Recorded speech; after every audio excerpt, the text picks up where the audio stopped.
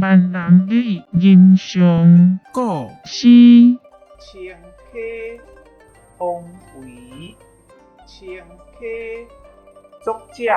方为颜入风华川，每读清溪水，水山将万转，此途无百里，声宣乱石中，色精心相理，泱泱换灵形，鼎鼎应家伟，我心所依行，清川淡如水，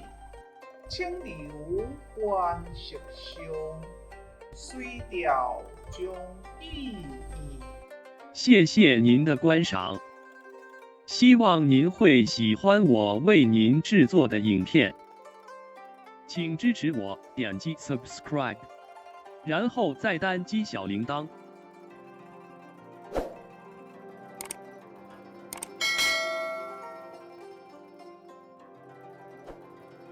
请点击下面观看同一系列的影片。